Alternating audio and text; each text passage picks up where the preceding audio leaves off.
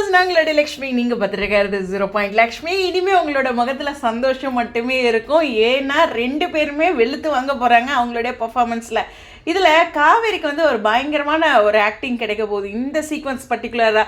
ஏன்னா அம்மா முன்னாடி கொஞ்சம் போல்டாக வேறு மாதிரி, இங்கே கணவர் முன்னாடி கரெக்டு தானே, விஜய் முன்னாடி கணவர் முன்னாடி கோமா அதே மாதிரி ஸ்ட்ரிக்டாக இருக்க மாதிரி, இந்த பக்கம் பார்த்திங்கன்னா உள்ளுக்குள்ளே சந்தோஷமாக.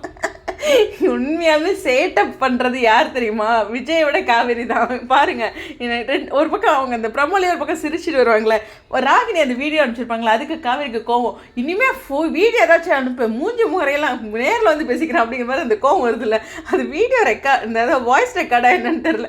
அந்த மாதிரி ஒரு சீக்வன்ஸ் இருக்கும்போது நம்ம தலைவர் வந்து இந்த பக்கம் வந்து சேட்டை பண்ணிவிட்டு ரோஜாலாம் வச்சுட்டு ஒரு ரொமான்ஸ் பண்ணுறாங்க. அதாவது லவ்வர்ஸுங்கிறது வேறு, புருஷன் பொண்டாட்டிங்கிறது வேறு, ஓகேவா?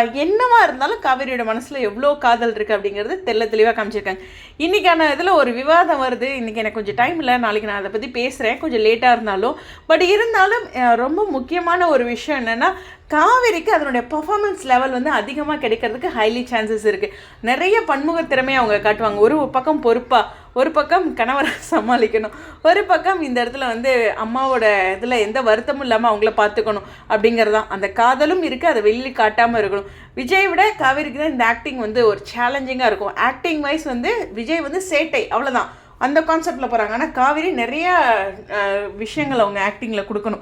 அது வந்து அவங்களுக்கு நிச்சயமாக ஒரு சவாலான விஷயம். நிறையா ஹோம்ஒர்க் பண்ணணும். நம்ம ஈஸியாக பார்த்துடுறோம், பட் ஆனால் சேட்டை பண்ணுறதுங்கிறத விட அதை சமாளிக்கிறதே தான் ரொம்ப கஷ்டம். ரியல் லைஃப்லையுமே குழந்தைங்களோட சேட்டைகளை சமாளிக்கிறவங்க தானே கஷ்டம் அப்படிங்கிறது தான். ஸோ டபுள் ஆக்ஷன் அவங்களோட சைடு அப்படிங்கிறது தான் இதை தான் மிச்சம் பண்ண. ஒரு பக்கம் அம்மாவுக்கு, ஒரு பக்கம் கணவருக்கு, ஸோ ஒரு பக்கம் ரசிகர்களுக்காக எல்லா விஷயங்களும் கலந்து செய்வாங்க. ஸோ ரொம்ப சந்தோஷமாக இருக்குது. இந்த மாதிரி எடிட் எனக்கு சும்மா டக்குன்னு இந்த பண்ணலாம், பேசலாம் இதை பற்றி அப்படின்னு, அந்த ப்ரமோ பற்றி பேசணும் அப்படின்னு நினைக்கும் போது இந்த எடிட் எனக்கு தோணுச்சு. சரின்ட்டு டைட்டில் இப்படி வச்சிட்டேன். எப்பயுமே சீரியஸ்லி சொல்கிறேன், பிளான் பண்ணி நான் எந்த ஒரு வீடியோவும் எழுதியோ பிளான் பண்ணி பண்ண முடியாது. இன்றைக்கி ஒரு வீடியோ போடணும், இதை பற்றி பேசணும் அப்படின்னு எனக்கு தோணுதில்ல, அதில் தான் பண்ணுவேன், ஓகேவா? ஒரு புரிதலுக்கு இதில் டபுள் ஆக்ஷன் அப்படின்னு நீங்கள் எதுவும் நினச்சிக்காதீங்க. அவங்களோட பர்ஃபார்மன்ஸ் வந்து பல ஆக்ஷனில் இருக்க போகுது இனி காவேரிக்கு.